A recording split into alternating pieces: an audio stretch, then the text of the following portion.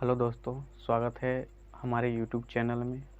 अगर आपका सपना एक टीचर बनने का है तो जानेंगे टीचर बनने का क्या क्या प्रोसेस है और कौन कौन बन सकता है। तो गाइज, टीचर तो बहुत लेवल का टीचर होते हैं, जैसे कि हायर स्कूल में होते हैं, मिडिल स्कूल में होते हैं, प्राइमरी में भी होते हैं, लेकिन सबका अलग अलग कैटेगरी का होता है। और अब एक ही जो पूरे इंडिया में प्रचलित है, हर एक स्टेट में जाना जाता है डीएलएड के नाम से, जो बिहार में भी डीएलएड है। और जानेंगे जिसको माइक्रो टीचर के नाम से भी जाने जाते हैं इसको, डीएलएड को। डीएलएड का फुल फॉर्म होता है डिप्लोमा इन एलिमेंट्री एजुकेशन। तो आप जानेंगे कि बिहार डीएलएड 2022 और 24 सेशन का एप्लीकेशन कब स्टार्ट होगा, और स्टार्ट होगा तो क्या क्या चीज़ हमें डॉक्यूमेंट्स में रखना है और कौन कौन अप्लाई कर सकता है। क्या ये जो 2022 में कैंडिडेट पास किए हैं क्या वो भी अप्लाई कर सकते हैं, तो सारा प्रोसेस जानेंगे। और वीडियो को अंत तक बने रहें। अगर नए हैं तो प्लीज़ चैनल को सब्सक्राइब कर दीजिएगा और वीडियो को लाइक कर दीजिए, शेयर कर दीजिएगा। तो गाइज, पहले स्टार्ट करने से पहले हम जानेंगे कि पिछले वर्ष का क्या कटअप रहा है और क्या क्या जी मांगा है डॉक्यूमेंट्स में और कौन कौन अप्लाई कर सकते हैं। तो गाइज, पिछला पहले हम जानेंगे कटअप का बारे में। आप देख सकते हैं कि साइंस का पिछला कटअप 70% प्लस रहा है, जो मेरिट बनता है कैसे बताएंगे आगे जाके। और ये कॉमर्स का रहा है 60% और उसके बाद फिर आर्ट्स का रहा है 50%। ये गाइज मायने रखता है। ये ऐसा ही नहीं कि मतलब कि ये मेघा निकाल के बताएंगे कि कैसे 50% आता है। और गाइज, जो एप्लीकेशन स्टार्ट हुआ था ये लगभग अक्टूबर में हुआ था पिछले साल, और ये जो इसका एंड डेट था इसका नवंबर में था, सॉरी थे 2008 यानी कि 21 में था ये। और ये 18 तारीख इतना को स्टार्ट हुआ था। और ये फाइनल इसका मेरिट लिस्ट था, वेटिंग लिस्ट इतना था। और ये एलिजिबिलिटी क्राइटेरिया इसका क्या है, 50% ट्वेल्थ में पास रहना चाहिए और 5% एज रिलैक्सेशन मिलता है SC ST और PWS को, ये अप्लाई कर सकता है इन्हें। यानी कि जो पिछले वर्ष में, यानी कि जो पिछले वर्ष इसका अप्लाई हो रहा था, तो जो करंट में पास हुआ था स्टूडेंट, जैसे 2021 सेशन जो पास हुआ था वो अप्लाई नहीं कर पाया था क्योंकि अप्लाई करने का मौका उसे नहीं मिला था। और यह एज है इसका, मतलब कि कितना रहना चाहिए, तो एज 17 प्लस रहना चाहिए।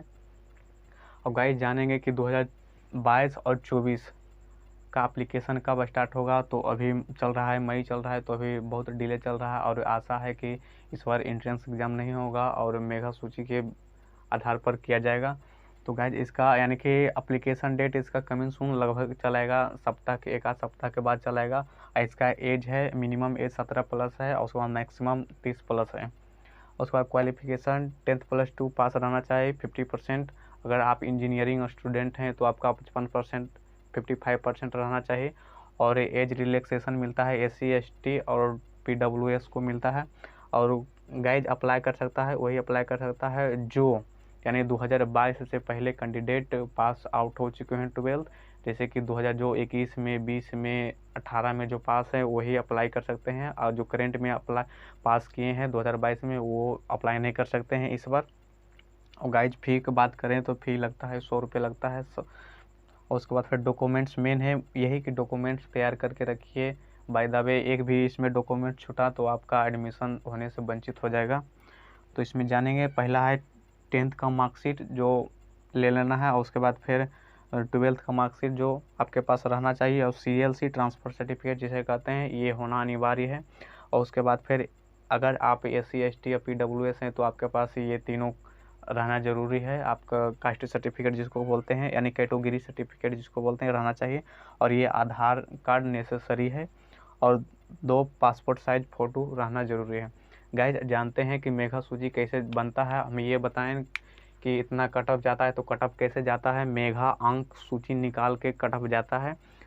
तो बताते हैं, अगर आपका 10th में 60% है, किसी व्यक्ति को, यानी कि किसी स्टूडेंट को 10th में 60% है और 12th में 60% है और ग्रेजुएशन में भी 60% है, ये हमने मतलब कि क्या बोलते हैं, आसान करने के लिए 60% लिए हैं। कुछ भी रह सकता है किसी को। तो इसका मेरिट तीनों क्लास में अगर 60% आया है तो तीनों को जोड़कर और 3 से भागा देते हैं तो ये मेरिट निकल जाता है। यानी कि यही मेरिट बनेगा क्या चीज़, जो बंदे का, जैसे कि कोई बंदे का है तो ये क्या चीज़ है, इसका मेरिट बनेगा इतना। अगर ग्रेजुएशन है तो तीनों को मिला के, अगर आज 12th पास हैं तो 12th को सिर्फ ये दोनों जोड़कर और उसके बाद फिर 2 से भागा दे दिया जाता है। तो इसी को मेरिट लिस्ट बनते हैं, इसी प्रकार से मेरिट लिस्ट बनता है। और गाइस जानेंगे कि डीएलएड करने से कितने लेवल तक यानी कि किस क्लास तक आप टीचर बन सकते हैं। तो गाइज हर एक स्टेट में है कि आप थे जो बीएड करता है उसको डीएलएड में मौका नहीं दिया जाता है, ये बात भी सही है। अगर आप डीएलएड कर रहे हैं और बीएड वाला भी आपके क्लास में जाके मतलब कि पढ़ा रहे हैं, ये तो उसको मतलब कि जॉब करने का मौका मिल रहा है, तो फिर डीएलएड करने से कोई फ़ायदा नहीं मिलता है। इसीलिए बीएड करने वाले अथी मतलब प्राइमरी स्कूल का टीचर नहीं बन सकते हैं। और उसके बाद फिर अथी डीएलएड करने से क्या मतलब कि कहाँ तक टीचर बन सकते हैं। तो अगर आप 12th पास हैं तो आप सीटेट का एग्ज़ाम देकर 1 to 5 कर सकते हैं, 1 to 5 का टीचर बन सकते हैं। और अगर आप ग्रेजुएशन पूरा किए हैं और आप सीटेट पास हैं तो 5 to 8 बन सकते हैं आप टीचर।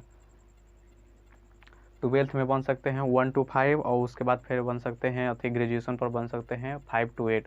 अगर वीडियो को अच्छा लगे तो गाइज सब्सक्राइब जरूर कर दीजिएगा। धन्यवाद, मिलते हैं अगले वीडियो।